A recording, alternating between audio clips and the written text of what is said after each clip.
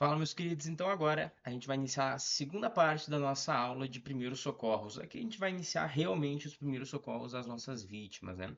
Então, a gente tem que começar entendendo que existem quatro procedimentos que podem dar problema, né? E que as bancas gostam de pedir nas provas, nas questões. Primeiro, movimentar a vítima, depois retirar capacete motociclista, aplicar tourniquet de forma errada e dar alguma coisa para a vítima beber, para ela tomar. Vamos falar um pouquinho sobre cada uma delas, né? Então, a movimentação da vítima pode causar uma piora na lesão da coluna, fratura no braço, perna e etc. Movimentação da cabeça ou do tronco de uma vítima que sofreu um acidente com impacto que deforma a massa veículo ou num atropelamento pode agravar muito uma lesão de coluna. Então, é exatamente essa questãozinha que vem na prova, né? O Elvis foi lá, se acidentou no carro, o carro colidiu contra um poste, contra uma árvore, outro carro. Aí vocês vão chegar lá, vão ter que prestar os primeiros socorros, vai fazer o quê? Vai movimentar o Elvis, movimentar a cabeça e etc. Vai dar Coca-Cola para o Elvis beber, eles vão começar a inventar um monte de coisa.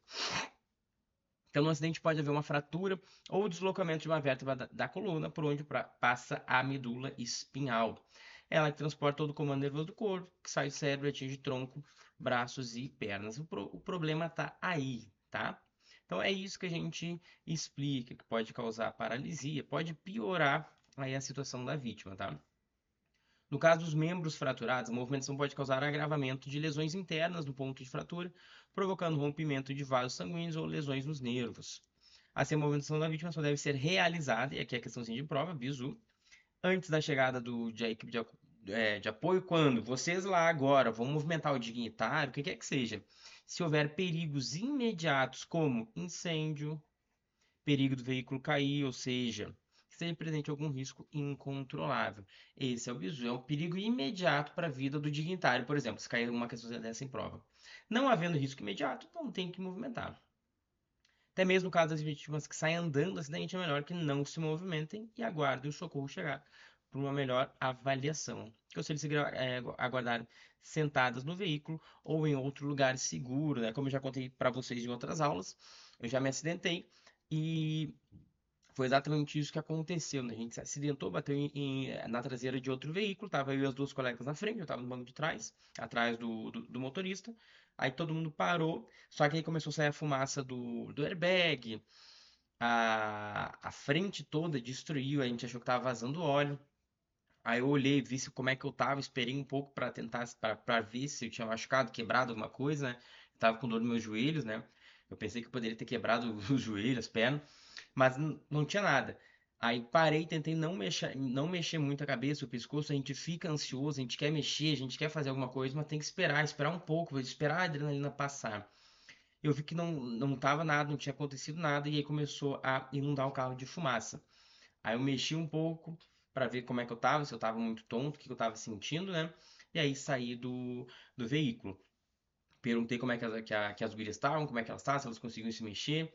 Pedi para elas não fazer movimentos bruscos para respirar lento, né? Mas todo mundo ficou bem, tava todo mundo tranquilo. A gente saiu do veículo, elas sentaram na calçada ali para não ficar no carro. O carro ficou no meio da pista de rolamento, tava saindo muita fumaça, né? Então não era um local seguro para ficar ali no veículo. Deu tudo certo nesse caso.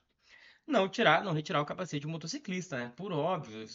Se vocês não viram ainda, procurem na internet, YouTube, qualquer que seja o site, de acidentes com motociclistas que saem, que levantam, tiram o capacete e depois caem, né? Por quê?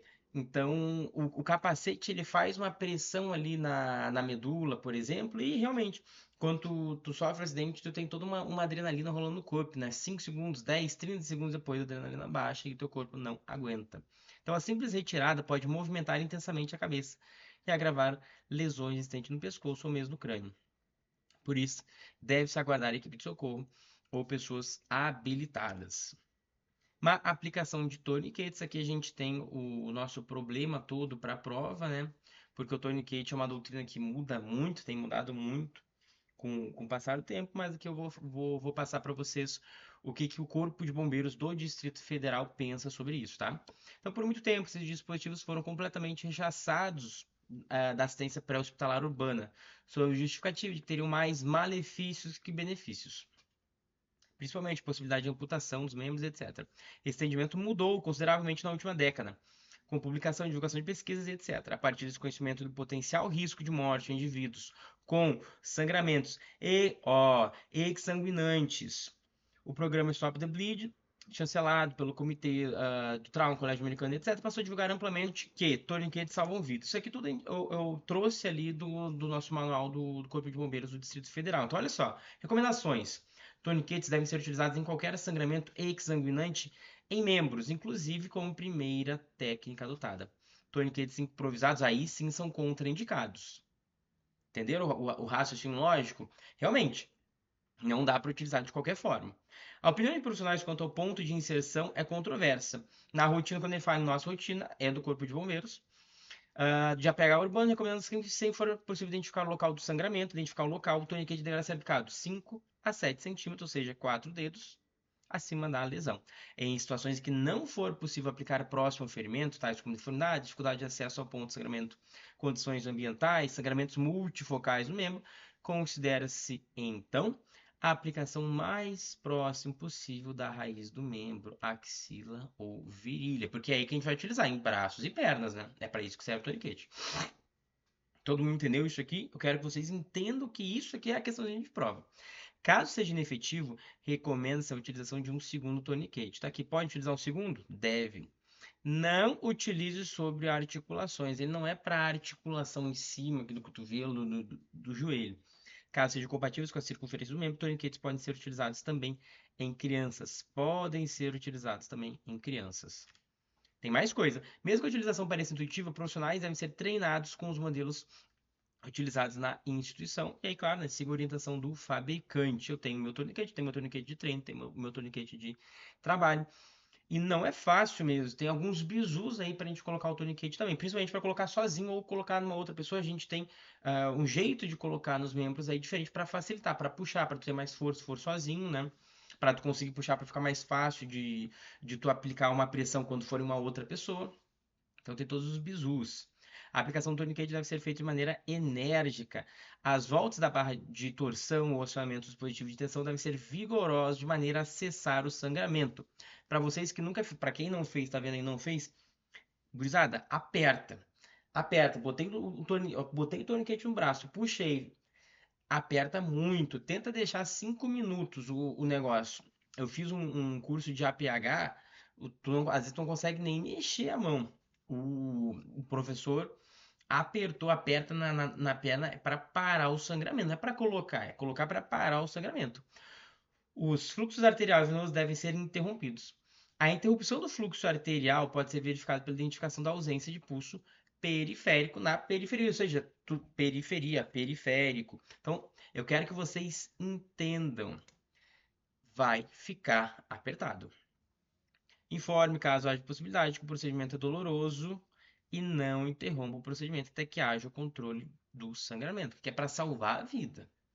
Admite-se que um torniquete aplicado é seguro entre, aí começa, olha aqui, 120 a 150 minutos, 2 horas a 2 horas e meia. Entretanto, uma vez aplicado, prioriza o transporte para um centro de referência para que o paciente fique o mínimo tempo necessário com a aplicação. Anote o horário em que for colocado, tem que anotar? Tem que anotar. A gente ganha uma cadernetinha quando a gente compra ali com uma caneta exatamente para a gente anotar. Não afrouxe o torniquete no atendimento urbano. Tá doendo, tá doendo. Beleza, parou o sangramento. Atualmente, nenhum fabricante garante efetividade na reutilização. Tem que saber, gurizada. Vai usar, pô, professor, é 350, 400 reais em torniquete. É, para salvar a vida de vocês. Não dá nada para a vítima ingerir. Isso aqui é muito questãozinha de prova, muito, é gigantesca essa questãozinha aqui em prova. Então, tomem cuidado. Nada deve ser dado para ingerir a uma vítima de acidente que possa ter lesões internas ou fraturas e certamente será transportado para o hospital. Nem mesmo água. Eu acho que eu acabei de fazer a prova do STM. Eu acho que caiu uma questão dessa na prova. Não tenho certeza se eu fiz uma revisão e aí vi a questão se estava na prova. Se o socorro já foi chamado, aguardar os profissionais que vão decidir sobre a conveniência ou não. O motivo é que a ingestão de qualquer substância poderá interferir de forma negativa nos procedimentos hospitalares. Por exemplo, se a vítima for submetida a cirurgia, o estômago com água ou alimentos é fator que aumenta o risco no atendimento hospitalar. Eis o raciocínio lógico. Com exceção dos casos de pessoas cardíacas que fazem uso de alguns medicamentos em situações de emergência, geralmente aplicados embaixo da língua. Não impedir o uso de medicamento. Então, ó, aqui está o bizu. não impedir o uso de medicamento de rotina. Ficou uma bosta. Não impedir. Aqui. É esse bizu que vocês têm que pegar. Cai demais em prova. Olha lá. O motorista percebe, perdão, um acidente e envia imediatamente para o seu veículo para dar assistência à vítima. Ao aproximar-se, percebe que a vítima está consciente e que o veículo não oferece risco de incêndio ou explosão. Mas a vítima se encontra presa às ferragens do veículo com um sangramento significativo nos membros inferiores. Assim que vai ser. Só que, assim que vai cair para você. Só que no lugar da vítima vai ser um acidente com o dignitário, por exemplo. Nessa situação, o motorista deve, com medida de primeiros socorros, e olha lá, oferecer líquido para a vítima tomar. Muita gente cai nisso aqui, não pode ser, a gente já falou sobre isso aqui. Professor, mas e se nem tenta, nem tenta. Se não estiver escrito, não tiver escrito, delineado, desenhado, te empurrando para oferecer algum medicamento que o cara precisa para sobreviver, não tem nem o que falar. Forçar a estrutura do veículo para remover a vítima. Ele está preso às ferragens, mas ele está bem, consciente, não tem perigo de explosão de incêndio. Então tem que fazer. Movimentar a vítima para uma posição mais confortável. Não movimenta. Por quê? Ela pode estar com alguma fratura e tu pode agravar. Tudo que a gente falou, tudo que a gente falou. Fazer um torniquete, olha lá, para tentar estancar o sangramento significativo nos membros inferiores e comprimir o ferimento com gás ou um pano limpo para minimizar o sangramento. Professor, e agora? Qual que é o nosso problema? FGV 2024, você tem que saber como responder questões. Quando que a gente vai fazer um tourniquet? Quando que a gente vai comprimir o ferimento com gás, um pano limpo e etc. Aqui ele vai falar o seguinte, sangramento significativo, mas ele não falou que corre risco de vida, então não faz tourniquet. Nem tenta. Vai direto para comprimir o ferimento com gás ou pano limpo, etc. Por quê? Porque ainda em 2024 a FGV tava com aquele pensamento lá de que não dá para sair fazendo tourniquet a modo bicho. Inclusive, por quê? Pensa comigo, um motorista percebe um acidente em via e etc. Tu tem um tourniquet em mãos, então tem que pensar tudo isso aí. Na questão de vocês tem que cair assim, ó, o Elvis, ele já é um agente de segurança lá do Tribunal X e etc. Ele sofreu um acidente com o seu dignitário. Ele carrega um torniquete, entendeu? Ele é cursado nisso, ele pode utilizar o torniquete? Aí ele pode, tranquilamente. Entendeu o raciocínio lógico? A questão, ela vai levar vocês para aí, ela vai levar vocês, tá? Ela vai dando bizu para vocês. Por quê? Como é que uma pessoa normal tem um torniquete? O que ela vai ter que fazer? Vai ter que improvisar, né? Aí a gente entra aqui, ó. Torniquetes improvisados são contraindicados. Esse é o raciocínio lógico. Muita gente veio falar dessa questãozinha aí pra mim, tá? Pegaram o bizu, né? Vocês aqui comigo estão bisurados. Então vamos lá. Vamos começar então agora o exame. Os tipos de exame, os tipos de avaliação. O exame no acidentado, a gente vai começar a falar das avaliações. A avaliação inicial. A gente tem 3 tipos de avaliação. A primeira é a inicial, que a gente vai utilizar o protocolo XABCDE. Até 2000, até 2018, a gente usava o ABCDE. A partir de 2018, a gente colocou o X de exsanguinantes. Exsanguinantes, isso aqui tá tudo em inglês, tá, gurizada? De exsanguinantes, exatamente para a gente trabalhar essas hemorragias aí externas. Quando o cara, por exemplo, perdeu uma perna. Primeira coisa que a gente tem que fazer o quê, então? Pô, beleza. A gente tem que ver a gente tem que tratar essa hemorragia aí primeiro. Então, até 2018, a gente tinha A, B, C, D e E. A partir de 2018, a gente colocou a letra X aí nesse mnemônico, nesse biozinho, nesse protocolo, para a gente trabalhar essas hemorragias. A de airway, ó, ou vias aéreas, aérea, ó. Esse é o bizu para a gente lembrar. Então vamos lá. Exsanguinante X. Vias aéreas, estabilização coluna cervical, exatamente para liberar o ar. Agora, B de breathing ou respiração, ventilação, para respirar. C de circulação e controle de hemorragias. Professor, e essa hemorragia aqui? Essa aqui agora é interna. Essa aqui é externa. D, disability, ou seja, avaliação neurológica, ver se como é que ele tá, se ele tá consciente, se ele tá perdido. E E, exposure, que é exatamente essa exposição total, geral, que a gente vai ver, a gente vai olhar todo o corpo dele. A gente vai ver sinal, sintoma, a gente vai acabar vendo também a pressão dele, a gente vai ver A temperatura, a gente vai ver como é que ele tá, como é que ele parece, está branco, está vermelho, está roxo, está verde. Entender o raciocínio lógico? Pegou, né? Vamos lá. Significado. Então, de novo. Exsanguinação do X, contenção de hemorragia externa grave. Deve ser feita antes mesmo do manejo das vias aéreas. A, de vias aéreas, produção do colono cerebral, né? B, boa ventilação e respiração. Análise da respiração para verificar se está adequado, observando frequência respiratória. Inspeção de movimentos torácicos, cianose, ou seja, quando ela fica com essa coloração mais azulada, que vai indo ali quase para o roxo. Ó, azulado da pele, boca, unhas, desvio de traqueia, ver se está respirando. Deve observar a musculatura acessória para ver se ele está conseguindo respirar, diafragma e etc.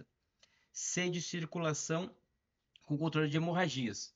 A pesquisa por hemorragias são os principais parâmetros de análise. Aqui a gente está falando das hemorragias internas. Por isso que eu controlo a circulação e controle de hemorragias internas, para ver como é que foi esse tipo de ferimento, esse machucado. Daqui a pouco tu levanta a camisa do cara, tá roxa, que tu consegue ver que tem um bolsão de sangue dentro aqui do abdômen dele. Ah, aqui eu coloquei a diferença entre o X e o C, que o X refere a externas e o C a internas, tá? Beleza. D, de disfunção neurológica ou disability, lembra, professor, eu gosto de pensar em inglês. Análise, opa. Análise do nível de consciência, tamanho da reatividade das pupilas, observação de hérnia cerebral, sinais de lateralização, nível de lesão medular e etc. Ver se ele está respondendo ali. E depois, exposure exatamente para ver o total ali, né? Exposição total do paciente. Nas fases serão analisadas extensões das lesões, controle do ambiente, prevenção da hipotermia, além de sinais de trauma, sangramentos, manchas na pele da vítima, etc. Tranquilo? E aí, a gente tem sempre que pensar em quatro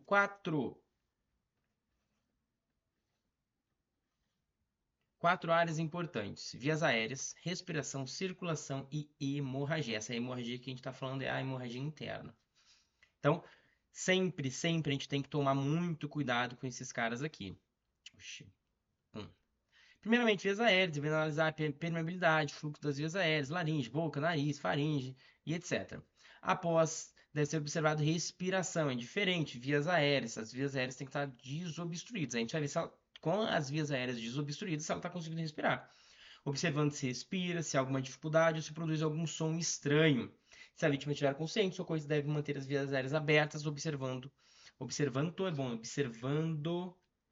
o movimento de peito de sobe e desce. Outro ponto importante de circulação: verifique se há pulso, se há hemorragias ou risco de choque. Por fim, observe se há hemorragia. Verifique o corpo todo, buscando possíveis sangramentos. Ponto importante: observar as roupas para verificar se está molhada, né? Se a presença de sangue indica que houve sangramentos. Por que eu trouxe isso aqui? Porque tem uma questãozinha muito chata que vieram falar comigo também, né? Durante a avaliação inicial, os problemas que ameaçam a vida, por ordem de importância, são vias aéreas. Tá, liberou as vias aéreas, pode respirar. Tá respirando? Beleza, vamos ver a circulação. O sangue tá circulando, como é que tá funcionando. E aí ele coloca dores musculares aqui, né? O 4 seria, na verdade, hemorragias. Então, por isso que tá errado. Cadê? É só isso que eu quero que vocês entendam o raciocínio lógico. Fechou? Avaliação dirigida. Eu falei, são 3 tipos de avaliação, né? A gente já fez a avaliação inicial. Cadê? Volta. 1. Cadê? Avaliação dirigida. Vamos fazer o seguinte.